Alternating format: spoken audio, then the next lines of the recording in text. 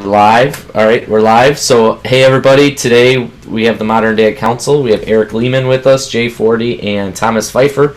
And we're here to talk about social media and how do we deal with that as parents. So, from the example of social media and how do we ourselves as parents kind of limit what we're doing on social media and make sure that it's appropriate and everything else. So, does anybody have any comments right out the bat that they'd like to jump in off of first? I'll throw some things out. Sorry, Okay. Eric, you can go.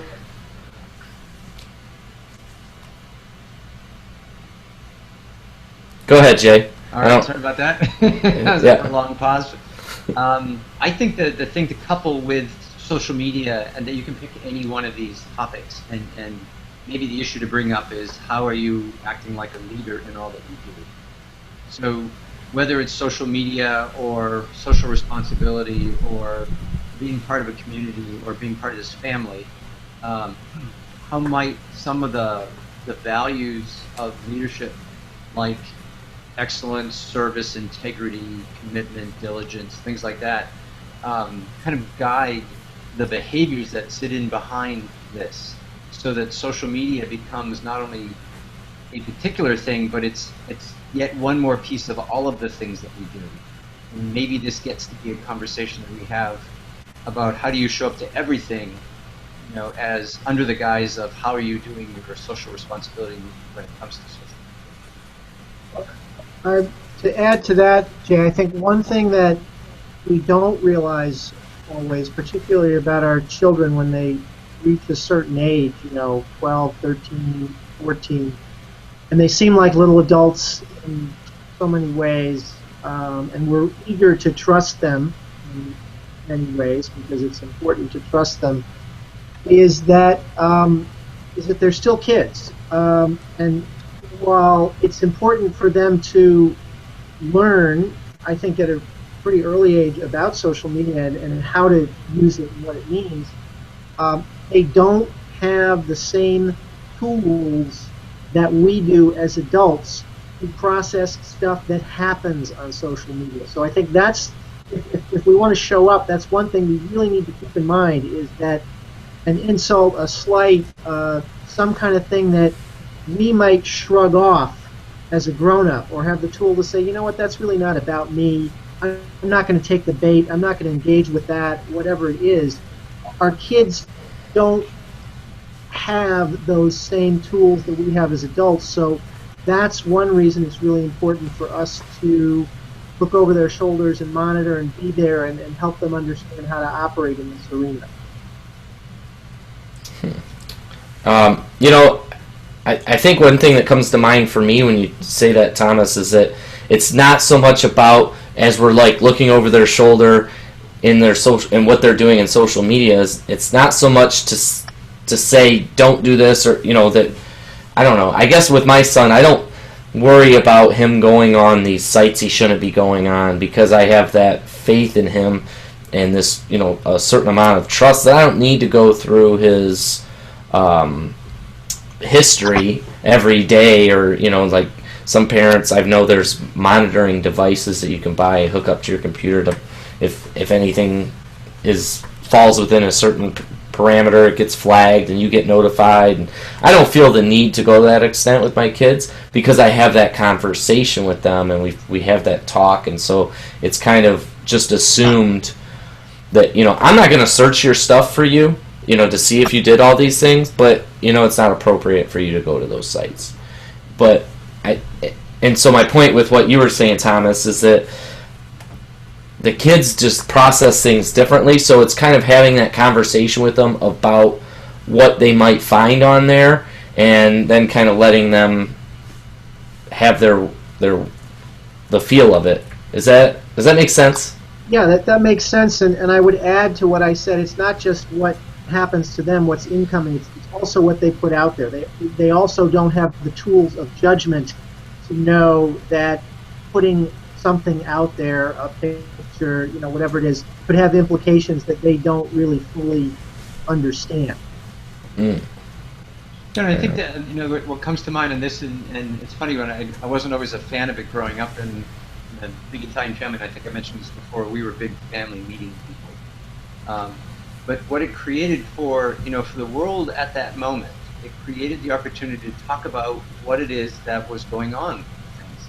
And I think fast forwarded 20 years or 25 years, you still have a family meeting, and in it, the topics are very different. But I think the same kind of expectations are there. Who are we as people?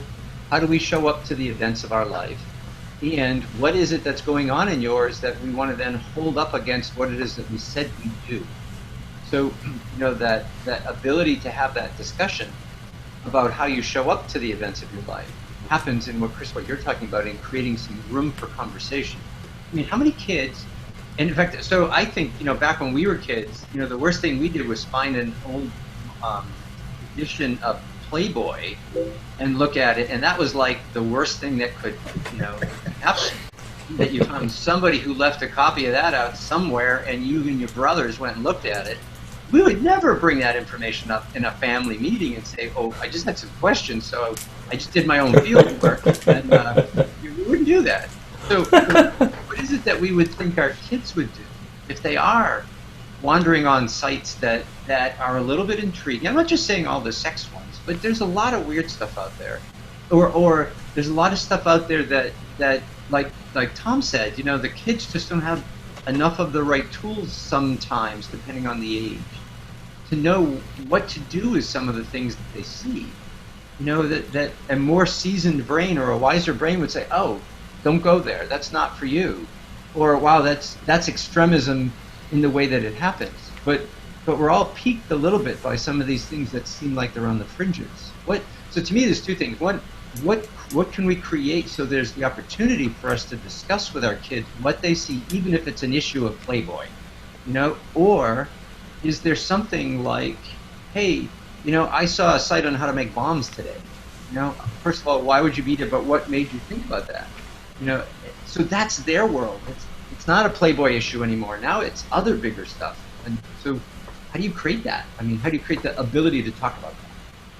Well, that's a good point, Jay, because I have that issue with my son in the sense that he loves like World War II military weapons, and he'll study them and read up on them and pull up schematics of how they're built and all this stuff. And I mean, it could be. I think our society is a little bit more sensitive to that kind of curiosity now because you have all these shootings in the media and stuff going on. But I don't think that in the way that he's looking into this stuff is in an unhealthy way. Does that make sense? So some kids might be looking up how guns are made because they want to go do something horrific. But my son, I don't believe that his intent, it's more of where his interests lie in the mechanisms and how they work, and he wants to be a gunsmith. So the fact that he wants to be a gunsmith, it makes sense that he'd be looking up that kind of material, even though if it might be deemed as inappropriate by some. Well, I think that the biggest thing about this is where do kids go for information? Now that they're let loose on the world where they can catch into virtually everything. I mean, how are we abdicating some of our role of parent by letting our kids be connected without enough of the right kind of supervision based on the age? And I don't know that there is an age, but how do we know our kids well enough to know when we should not be a helicopter parent, but at the same time, letting them run free is also. So I throw it out there because social media came out when my kids were older. So you have younger kids. Both of you have younger kids. So what are you doing and watching? Every now and then I see kind of an offbeat, humor thing that comes through on Facebook that one of my kids will post. I'm thinking, wow, if you had done that when you were 10 or 12, I don't know what I would have thought about that. But you're in your 20s now, so I guess you can do this. But so I mean, I throw it to you guys if we're talking about younger kids. Jay, where is that balance?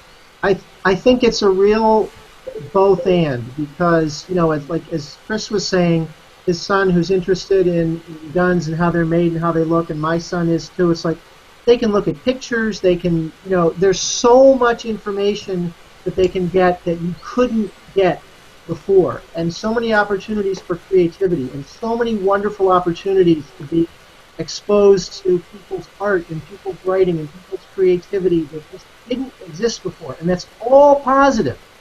I think as a parent, you have to keep in mind there's a whole lot of positive out there, but it is not curated. It's not curated the way a library was curated, when you knew that if you sent your kid to the library, that he wasn't going to come home with Playboy because the library didn't have Playboy. He might get it.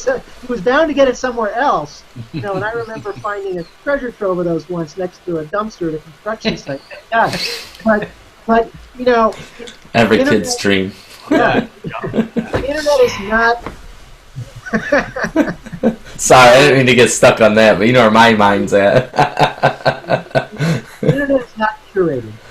It's not, yes, sites are rated and apps are rated and movies are rated and things like that, but Google, even with your filters and stuff like that, it's not curated. It's a free-for-all. So I think as a parent, we have to know when to step in and kind of be the curator, in a sense, for our children and say, okay, that thing you showed me is great. I'm really glad you found that. It's interesting. It's enriching. That other thing, that's really not very positive. I don't think we should be looking at stuff like that right now because it's just not going to, it doesn't really have any benefit for us or whatever we want to say about it. Mm-hmm. But I think it's about, so if we launch that to a kid nowadays, the way kids are today, that if we say, here's the what and here's the why, the what is, see these sites, here's why they don't serve us. And that's just a coaching term, when we look at something, whether there's truly a benefit in it. What does this behavior or what you're going to get on it, does it make you better? Is this something that augments what you know, your development of who you are? And I get that life is a series of explorations, because sometimes the things that you see that really alarm you create the creative mind then says, well, here's something I might be able to do so that isn't the way our world is. So, I get that there's value in all that. It's that how do we then, create for our kids enough of the conversation, the awareness of themselves and what the expectations of growing up in your family are like? How do we live ethically or virtuously or whatever the words are that we use? And why some things you'll see will not fit into that model. Even when I'm not watching, there are some things you're not supposed to do, and it's not because I don't want you to, it's because they won't make you better. So, right. So here's a really ridiculous example, but so when we were kids, Italians, right? So the music that was played in our house was opera and classical music. And so my dad had a rule that no matter where we were on a Sunday, we could not listen to popular music. It wasn't our thing. We had to listen to opera. So I'm driving home from a Boy Scout camp out, sitting in the front seat of somebody who's driving us back, telling the driver I need to listen to classical music. That is not working for 10 other kids in the back who don't want to listen to classical music. But it was because I was missing the why. What is it that we're doing and why are we doing it? It was to augment your ability to appreciate the wealth of things out in your world. It wasn't so hard and fast. So if we come at them with a do-don't, instead of what are you seeing and let's talk about why, they don't get to take that message and extrapolate it out. It's like learning a foreign language word by word instead of a series of rules that will apply everywhere. Well, with that, I think, if you set this this rule book, right, and kids break the rule, they're not going to share that information with you. But when you have it more as a suggestion in a conversation, it kind of leaves open the opportunity for them, if they do go somewhere that they probably shouldn't have, they're not going to be fearful to bring that up in conversation. Would you agree? I'll throw that to younger parents of younger kids. So, Eric or Tom. Hey, how you doing? You there, Eric? Yeah, I'm down. I agree with that. I think explaining the why is very important, and that it's also important for the why not to be based on irrational parental fear. That really pisses kids off, and they'll call you on it every time. Yeah. My mother, when I was in driving age, my mother had this big old Chevrolet Impala convertible, 440 engine. I mean, you know, the thing went from 0 to 60 in 2 seconds.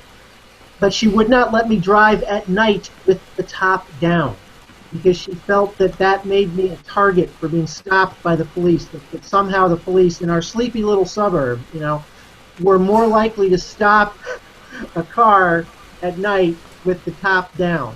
You know, even though, I mean, I never drank in high school, so like even if they stopped me, it's not like anything was going to happen. But you know, she had that fear, which I felt was completely, you know, crazy. But you know, so explaining that why this image, this website, this whatever it is, doesn't benefit you. Why as Jay said, why it's not going to make you better in some way, and actually having a rational discussion with your child, I think, is important. And I also want to share one more quick memory because, Jay, you talked about the classical music. I remember when Elvis died, I forget how old I was, 6 or 7, something like that, and I was really upset, and my mother was bad-mouthing him. He was a drug addict, and he was this, and he was that, like, you know, all this stuff coming down. And I just started crying. And I went up and I got the phonograph from my room and I brought it downstairs and I put Hound Dog or some, you know, one of his things on, and I played it. And I'm like, but listen to his music. He was great. How can you talk about this man in such a terrible way? You know, he was like, you know, I can see you doing that. You know, and it's kind of relating, kind of not, but it just you brought up that memory for me of you know, of that parental disapproval when the child has an emotional attachment to something. Mm-hmm. Beautiful. Eric, did you want to chime in on all this? I would love to. I feel as though I was experiencing operating difficulties, so I don't know if I heard the full question or kind of thread. Yeah, so we're talking about social media and how, as parents, we deal with that with our kids. And Jay brought up a really good point, and Thomas and I kind of added to it a little bit. But the idea of, as parents, not setting so much of it as you cannot do this, but having more of a open conversation with them, and you know, really having the why this is appropriate and this isn't appropriate. Does that clarify any? Oh, sure. Well, I think it's kind of sort of in reverse for me, because I'm losing you. I'm sorry. Oh, did we lose them all together? All right. Well, all right. This is important stuff to hear from him too. I mean, he's got a big perspective on this. So, Absolutely. Yeah, I'm hoping that technology will bring him back. Right. It's probably one of his kids, you know. It's soaking up all the control. that says, no, you are not going to share this. Watching Netflix, sucking up all the bandwidth. So, well, you know, the three of us, I guess, on this topic, it was kind of a rough day having two cancellations and a no-show. But it's all right. Life gives you what life gives you. So yeah. What do you want to do with it? You know, maybe we could then move to our own use of social media. You know, because we model for kids, and kids observe us, and they see us on the phone, or you know, checking things all the time, or you know, doing something on Facebook. And you know, personally, I use Facebook quite a bit for my work.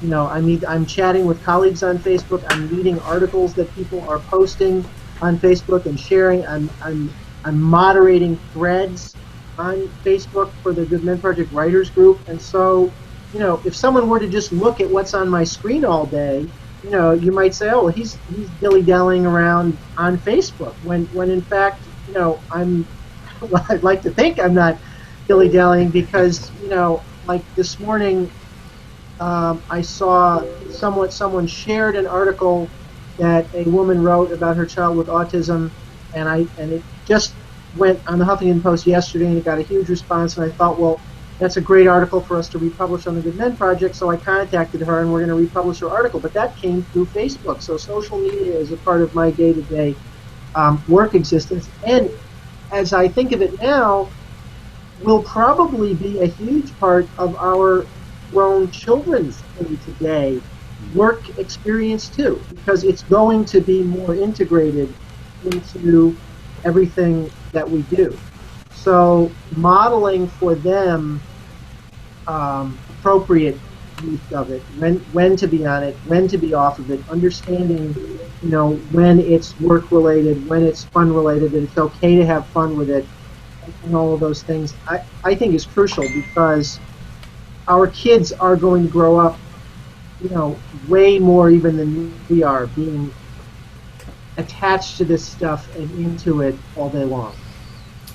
I mean, Absolutely. it's the way of life going forward, and maybe we have the same kind of conversations that we had back when, Tom, when you and I were younger. Chris, you're not going to relate to this, but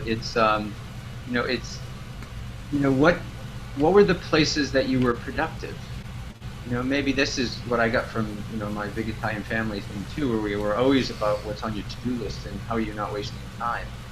And I see, looking at social media today, there's a huge amount of people on there doing nothing other than just tracking people. To me, it's like watching reality shows of housewives that can't pull their own lives together, but for some reason we should all see it. To me, that's not productive use of time.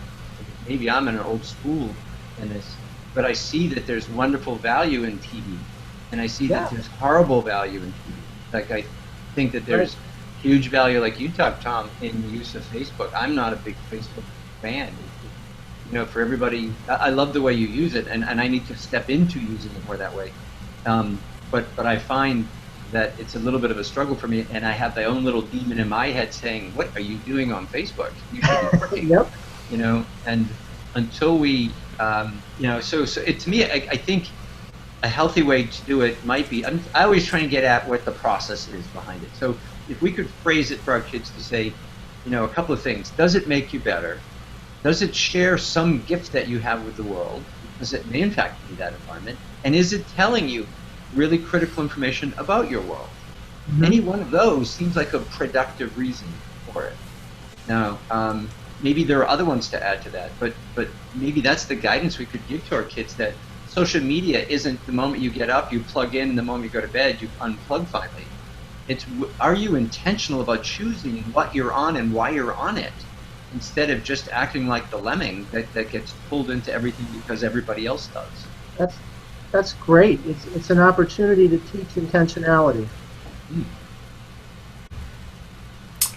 Yeah, that's brought up a few good points for me too, when I'm thinking about how I handle my Facebook when I'm trying to do family time, because it's not too often that I'd be like, oh yeah, hey, yeah, this is a good dinner, thanks, and I'm trying to catch up on social media stuff. It got to a point where, if we were doing something as a family, I'd leave I leave my phone in the other room. I have it on silent because I just can't go on there. Now, a lot of what I have to do for my job, I have to be on Facebook, but I just have had to limit my time in my working hours. So when I'm at the dinner table, that's not my working hours.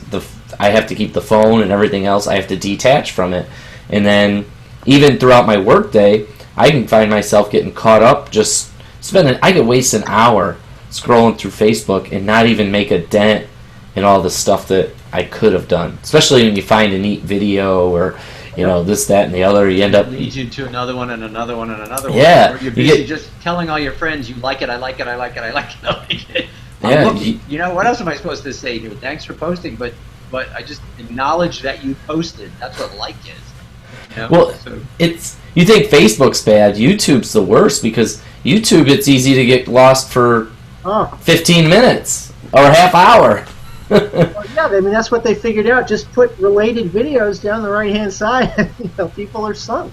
Yeah. Right. So if we're wise enough and old enough and smart enough to know this, and we still do it, why would we think our kids are capable to do this? And not looking at them saying they're incapable, but they just haven't heard yet.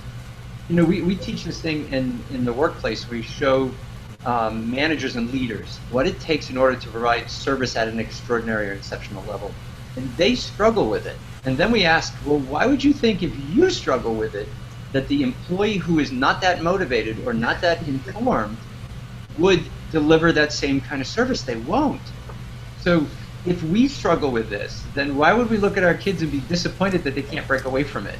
You know, when they're looking at one more, no, I'll be there in a minute, and sit at the kitchen table with the thing connected, because we're having a hard time releasing it too. Yeah. So, Well, you know, we think we can make these rules. We think we can make rules for our kids, and they're just going to obey them, you know, because we made the rule, and we're not taking into account sort of their humanness. And you know, there's also kind of this divide in judgment. Like, if somebody sits and spends a whole Saturday, you know, marathon back-to-back episodes of your favorite TV show, you know, like, that's cool, okay? Because, you know, you're indulging your interest in your love for The Sopranos or House or, you know, Breaking Bad, whatever it is. Like, oh yeah, I've got my popcorn and my Breaking Bad and whatever. But your kid spends 5 hours, you know, watching YouTube videos. Bad. It's so, you know, they're, to some degree, they're doing kid things, and it relaxes them, or it puts them in a good frame of mind, or, you know, just like we procrastinate before we do our work, they procrastinate before they do their homework. So I think looking at social media as the evil is not the way to go. It's going back to what Jay said. How do we approach it with intentionality, the same way that we try to approach anything else? Well, so when you so it reminds me of this, right? So I always remember walking through the grocery store, because we're foodies, you know, we're all about the food. So I remember walking through the grocery store saying, you know, someday when I am old enough and have money, I am going to buy whatever I want to eat, because my parents were really determined that there's no junk, no extra salt, no processed food, any of that stuff. That was the way we were raised. Yep. So then I get old enough and I have money, and I walk through the store and I'm like, I am not buying that. I'm not buying. That's all nitrates. That's all poison. I'm not eating that. That's $4.50 for that. I'm not paying that. So, you know, it came along in the process that while you're in it, you're wishing that you could have it, and then you start to realize that when you become smart enough, and maybe that's the thing that we need to watch, is at what point do we see in our kids' decisions that they're stepping up and owning some things, and that with that comes a little bit more leeway and a little bit more leeway, or different kind of conversation. But it's because we're tuned in and watching and paying attention to them and what they're saying and what they're doing. And that has got to give us enough information. You know, in a family of 3 kids, I can't imagine all 3 should have the same set of rules about technology. You know, and again, my kids are older, so technology was kind of too new to them to be on it the way that kids are on it now. So, I mean, it's affecting the 3 of you way more than it's affecting me. But how might you consider, could you have different set of rules for technology for each of your kids based on who the kid is?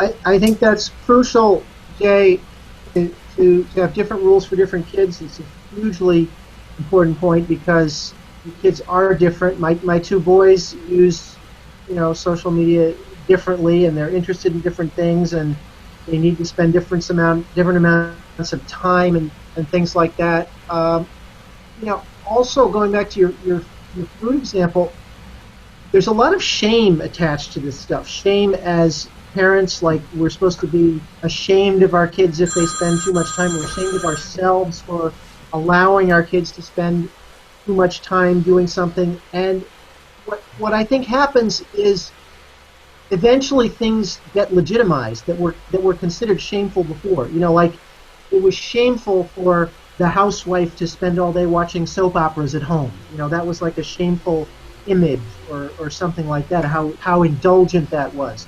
But then it's not shameful to spend all day watching the stuff that you TiVo'd that you really like, you know. So, like, how do you distinguish between those? So, just as, you know, it's, I think when we remove the shame from some of this stuff, and we look at what the benefit is of doing something with intentionality and in moderation, then we can move forward. And going back to your point, Jay, also have a deeper understanding of each individual child, that they're going to use this intentionally to their benefit in different ways. Let's get Eric before he fades again. Yeah. Great idea, thank you. Well, I mean, I feel like, it's again about modeling for me, is that, like, here I am, I'm a really visible person online. I have 5,000 Facebook friends, and, I get to sort of set the digital tone for family. And so, like, now my 14-year-old daughter, she has an Instagram account, and she's like, Daddy, like, you can follow me, but I don't use the best language, and I don't want you, like, censoring me.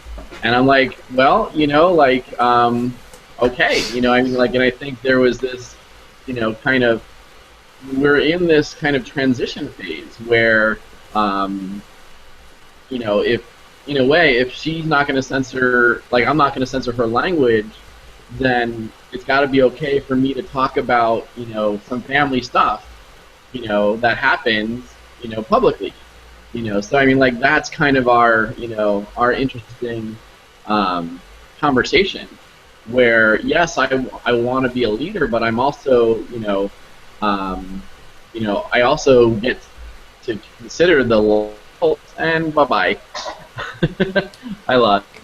No, man, he was on such a. I was really. Yeah, I'm like, come on. I'd like to follow up with him on that when he's back too. On this, is there social media behavior and then the rest of the time behavior?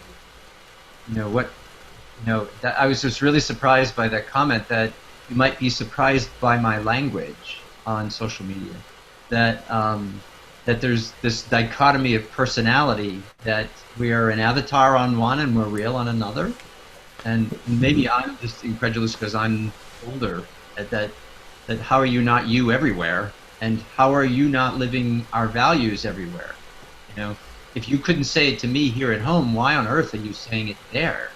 I just, I don't mean to be judgmental in that. I'm not looking to be judgmental in that, but I guess I have a big question on why there are two levels of behavior. So help me out. What do you think with parents of younger kids? Do they have to be somebody different online? Well, it's a really interesting question, Jay, because on the one hand, we sit here and we say to our kids, when they sign up for a gaming profile or whatever, don't use your real name, don't do anything that could possibly identify you, because it might make you unsafe. Someone could like kidnap you or whatever if they know where you live. But on the other hand, you're supposed to be yourself. You're supposed to. But I actually think it's important for children to have a space where they can indulge a fantasy life. It used to be going outside and playing with your friends and cops and robbers, or whatever it was. Kids engaged in truly imaginative play, and they don't really have as many opportunities to do that with each other as 8, 9, 10, 11, 12-year-olds, as I think we did in the past. And the online space is an area where they can have an alter ego or a persona, or somebody who is partly them and partly not them, and they get to do role playing and some of these other things. So I think, but yes, we come at it and we say, well, how can you not show up as you everywhere? But I think part of that equation is imaginative play.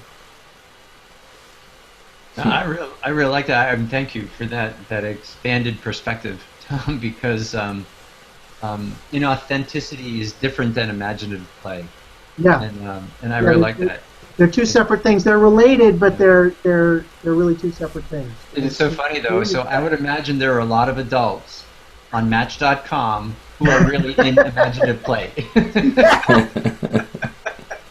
and whose photographs of themselves do not approximate. That's right. Yeah, the close power of Photoshop. to the way they And, actually look. and I wonder if that speaks to the need for us to be a hero someplace. Yeah. Sometimes in our own lives where we can't be. Mhm. That at least with technology we could be. And maybe with our friends when we were younger and we went out as a pack and we traveled around and pretended to smoke as we had pine needles. These were the things that we were older then. When we were not older, we were older. And Right. and we got a chance to run through the woods and pretend we were things. And now there's no. It's not that there's no woods, but it doesn't seem like an option for a kid to go play in the woods nowadays. As parents, we wouldn't even let them with all the weirdos in the woods, we would say. Right. So, I mean, maybe we've changed the world entirely, that the one place they get to be really imaginative is I online. mean, I guess the flip side, of course, is that we have virtualized so much, that kids play, they ride mountain bikes, they do all this stuff online instead of, sometimes going out and really doing it in the real world. But there are advantages to virtualizing some of that stuff too. It is a heck of a lot safer to ride a mountain bike on your computer, or do that on your Wii than to risk breaking your neck. So again, I think it's all about balance. I mean, you don't want your kid to spend so much time on the screen or think that life exists in this virtual world where nobody ever actually, gets scratched or experiences real pain or anything like that. But you can also, again, take advantage of what that world has to offer and the ways that it allows them to play and indulge certain things that they can't do in the real physical space. Well, that's one thing I love about that Minecraft game, is that yeah. it's just completely wide open. They can create whatever their mind can imagine, and you get these kids that create full towns and everything else just off of their imagination, and then you can go in and play in that level and all this different stuff. I don't know that much about it, but I've watched my son build stuff, and then some of the things that his friends have built, and all the stuff they do with it doesn't make much sense to me and doesn't look like I would have fun doing it, but the amount of imagination that it takes to create some of that stuff is just phenomenal. No, and maybe this is a great direction to bring this in. How are we creating just enough guidelines and conversation around what they see in order to constantly expand what they experience, so they are tuned in to what's really going on in the world. And a big part of that is, could they look at the world in a creative and opportunistic in a positive way? Not that I'm taking advantage of the people, but I am hunting always for opportunities. That if I could look at the world that way, then I am prepping myself to be really successful in life, because success in life happens in the connection of solution to problem, Right. or observation of opportunity with then some way of dealing with it. And what is it that we do to help our kids dream and imagine? And I think there's less of that now because it's so spelled out for them, that there are some amazing games and amazing books, but they lay out the whole story for them, that there's no room to expand. And so some of the things that I think that the middle-aged kids, so I'm talking maybe like 9, maybe to 14, in that range, that the things that let them be heroes or villains or whatever, where they get a chance to step out and see what it would feel like in other people's clothing, starts to give them some life experiences or life's observations. I'm not sure how productive they are, but where else are they getting these? In a world that is so visual that God forbid our sight goes, because we'd be out of it. That we are learning everything by looking at it. How are we learning things by physically experiencing it? And what is it that we can do? Maybe that's what virtual stuff is. Someday you put the mask on, and now all of your senses are activated by what it is you're doing, and maybe that's how you start to learn about the world. Yeah. Like again, I don't know that we have the answer for everything, but we are sure talking around everything. Well, I think that's a really good point, though. And what we're teaching our kids. Put the computer down, put the phone down. We see that more and more in our society. awareness being brought to the tuning in. Get outside, breathe fresh air, go for a bike ride, go for a walk. But it's just kind of a cultural thing. You guys being a little bit older, you had to be introduced to this. Now, it's something that we all are using as our, to grow our business and everything else. But I think, 10, 15 years from now, our kids are really going to have to know that balance, because everything they do is going to be, at least if you look at the projection, the way things have gone with the expansion of things, by the time my 5-year-old daughter's in the workforce, like everything's going to be done online. You don't need a wallet anymore. You carry around your phone and it scans. It makes all your payments for you. I mean, that alone is huge. I mean, you don't need to go to work anymore. Right. In cases too. I mean, that all of this, the technology is just redefining. So, how do you build some conversation around what's been redefined? One of the classes we teach, if it's a multiple day course, the start of the second day, we always say, when you went to bed last night, the world changed. What's new that happened that is affecting or could affect what you thought was fine is now different? Just in the habit of when you went to bed last night, when you look at it. And so how has work changed? How have your kids changed? What new things? And it's not so much day to day, but are they checking as they wake up and ask themselves, is today so much different than yesterday that I need a different plan? I mean, that's how we do it in the workplace. If the plan you built is now out of touch, I hope you know it today instead of at the end of the month or at the end of the year. Right. So, are you paying attention that for things? How might we get our kids just to pay attention? And so now I guess I'm back to where this whole thing starts anyway, is what's the level of mindfulness or attention that kids have in this? That they don't do it because they blindly do it, or they do it because everybody else does it. They do it because they mean to do it. And in that case, I'm hard-pressed to challenge them because they meant it. Now I can, argue or challenge or discuss what was the intentionality on that. Why did you pick up the Playboy? We can have that conversation. But because it was there. Least, yeah. It's one of those, because it was there. Somebody was wise enough to leave it, so I didn't have to buy my own. And, but that conversation then comes up. I just have to tell you, so it was very funny. We did get caught with the Playboy, but it was my mother who caught us, my older brother and me.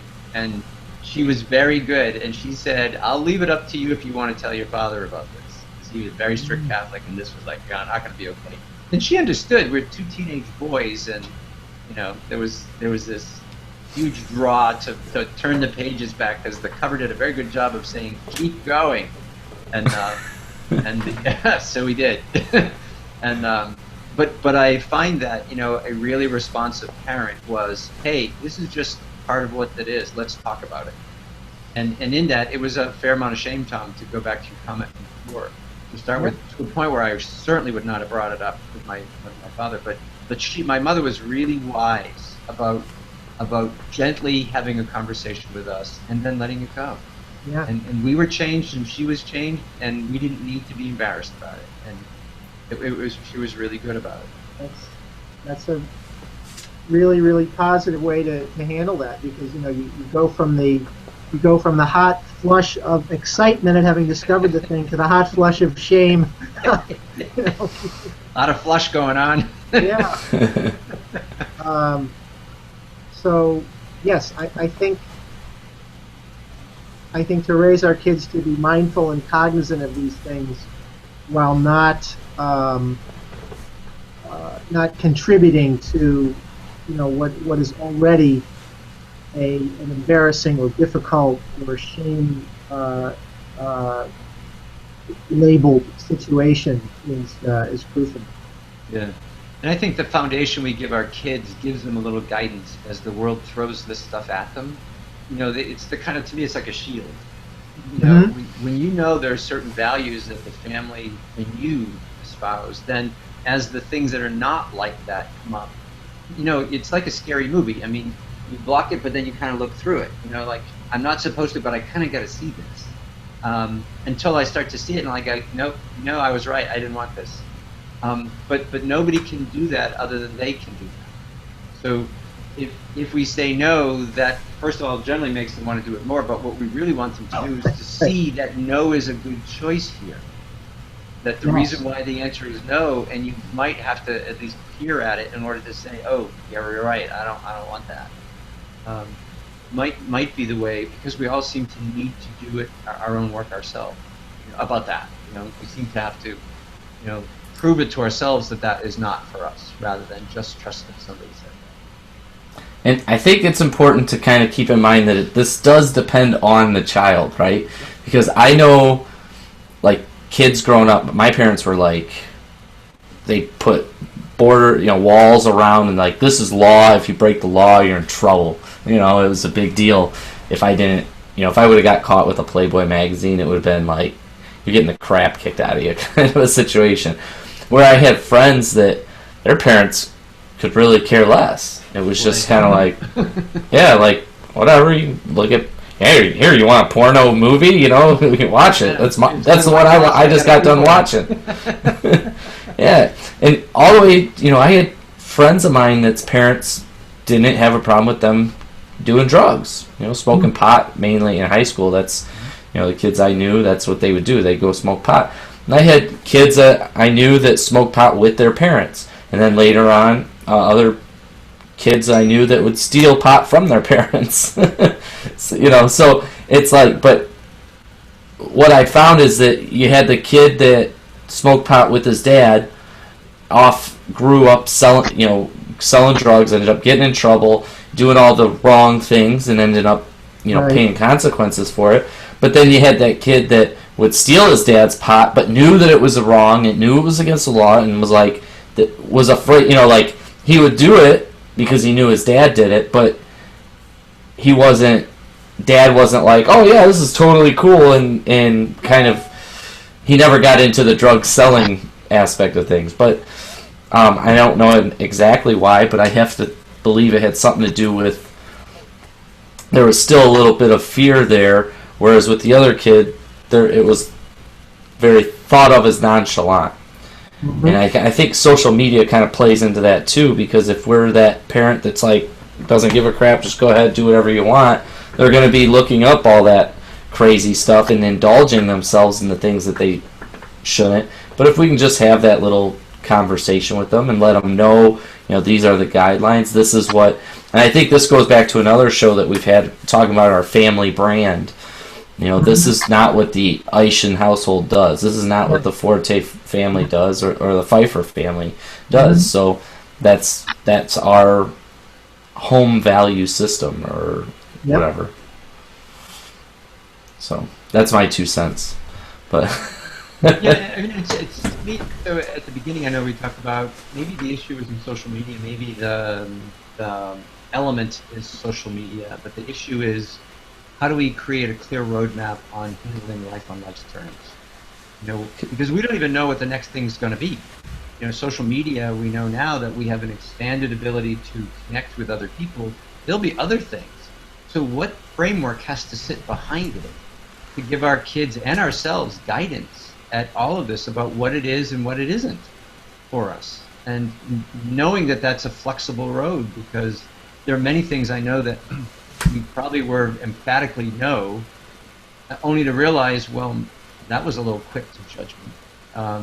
But that we've then decided that there is some opportunity, or that there's some flexibility, and that so what kind of road clarity, maybe that's the word I'm looking for, what kind of clarity can we offer our kids, and what are the behaviors that we should have and they should have as they approach this or anything else? Whether it's how do you talk about people at school? What do you watch on TV? How do you approach your homework? I mean, I think, so we're teaching a youth leadership program here in the city of Fort Lauderdale, and the issues that the values that we're trying to get them, the three about the whole program are excellence, integrity, and service. That, with that kind of framework, it already helps them walk a very clear road to know what else is on that road and what's not on that road. And maybe that then allows them the ability to feel comfortable making decisions because they have a clear frame of reference about what they use in order to make the decision. Maybe that's the biggest guidance that we need to give them, whether it's social media or it's something Playboy, you know? That irrespective of what the way it delivers itself, what's the guidance that we can give you so you can start to do this? Because soon we're going to pass the baton to you, and you need to do this on your own because it is not our role. Once you're past high school, you're an adult in your own life. Then, if that's the case, then what road are you walking? How have we helped pave that for you? That comes back to the why, Jay, which is that if we just say no to something and we don't explain why, and the moment the children are outside of our control, then they may not say no to that. They may reject that no simply for the sake of rejecting it, but helping them to understand the why helps them to make their own informed and wise choices. Yeah, I think, you can see it every now and then when your kids post things on Facebook. And you'd say, and so this I do see with my kids. My youngest one in particular, while she was at college, she would post things, and I'd have to remind her every now and then, your grandmother sees this stuff. and if I'm remembering the road that we helped you pave, I'm seeing some things that are showing up on a road now that don't reek of that. I would like to talk to you about it. It's not do or don't do it, because you run your own life, but if I see something, how might we have the conversation that says, my job, though I'm not the dad, it's not that I'm not the dad anymore, but we use this phrase, if I can say it right, well, we're the guide on the side, not the sage on the stage, when we pass responsibility to the kids. So I'm the guide on the side now, you run your life. But if I see things that don't look like they're serving you, I have to offer a conversation or a comment. Then we can decide what we want to do next to that. But I can't abdicate, but at the same time I can't control. So where's that funny line between that? And I think we use their entire life to get them to that place so that they know where that is. I think, yeah. No, I think the only way to truly get there is that continued engagement with your kids. Yeah. So starting at, my daughter's 5, starting as soon as you can, so today, and just continue that engagement and working with them and talking to them and having those conversations. I think about my relationship with my son. He's 14, and I got to give this to you, Jay, and going through your program, because it was really the introduction to the Greatness Zone process that helped me decide how I wanted to show up as a father. Mm-hmm. And looking at, not where, was I doing the things I wanted to be doing, or was I reacting to the way I was feeling in the moment? And how could I be a better version of the dad that I wanted to be? So that challenge for me was stepping up, putting on that oxygen mask, and noticing those opportunities where I failed, and then learning something from it, getting something out of it, and then engaging him with what just took place. And so by doing that process, in a year, my relationship with him is way more open than it ever was before. I'm glad to hear that. You say a lot of important things in that, Chris. And one of them is it takes time. Mm-hmm. That you've got a lifetime with them, whatever that is. So today doesn't have to change the world. It's just what's one step forward or one better thing today that allows it to be even better going on. So we don't have to solve the whole social media thing today, but we can do one more thing or one thing differently today that leads to greater intentionality or greater choice or greater clarity or greater something that the kids have in the next moment, so that they're better and we're better. And if we don't push too hard and try and make the change all at once, then maybe we'll get them to walk alongside of us instead of have them run in the other direction. Yeah, and that's where the oxygen mask for me was such a big part of it, because we can't make our kids be what we want them to be. All we can do is, like you said, lead by example. And I'm such a huge advocate for that oxygen mask, because once you start to notice those opportunities, you engage, you bring your kids into what it is that you're experiencing and what it is that you're going through, and in that process they're getting that education of how to do that for themselves. They're seeing me do it, saying, oh man, I know Dad was all stressed out. What did he do? Oh, he went into his office and he meditated for 15 minutes. That's pretty interesting. I'm kind of irritated right now. I'm going to go into my bedroom and meditate. Or if I get mad at them or if I'm upset, I say, listen, I need to go in my office and meditate, so why don't you go in your room and meditate? And now it becomes a family thing. You know, I mean, it creates so many different opportunities to meet your kids at their level, but with a true purpose, if that makes sense. I don't. It makes total sense, Chris, because we get thoroughly frustrated when we see them reflect our, call it, bad behavior back to us. I get frustrated while I'm driving, and then we're driving one day and my kids, like, you get frustrated when they reflect. But it's so rewarding when they reflect the good stuff back at you. Right. It's a stressed out moment, and your kid says, you know what? I'm gonna listen to my music. Or hey, Dad, calm down. Take it easy. Right. Just get to you. Like when you model that and it comes back at you, it's such a treat. Yeah, go back into your office and meditate, Dad. Yeah, and we'll all love you more if you'll go meditate for a while. Oh, you guys, this was a pleasure. This is a great topic. I know we hit on a lot of really cool points when it comes to social media with our kids. So thank you for joining us, and I look forward to our conversation next week, which will be our Valentine's Day episode. Oh, okay. So we'll talk about dating after divorce, all the way up to dating your kids. So Dating your kids. well, yeah. Now I'll add a little context to that. So, like, I want to take my daughter out, being a part-time dad. I want to take her out and just have like a little date night with her. So it's me and her. Different than dating your kids. Okay. dating with your kid. I don't know how else to frame that. No, I think it always needs the comma and then the rest of the explanation. Right. So I'm taking her out to dinner, and then there's the daddy-daughter dance that we had the school does. Right. Yeah. So that'll be our conversation next week. So thank you, gentlemen, and I look forward to it, and we'll see you then. Very good.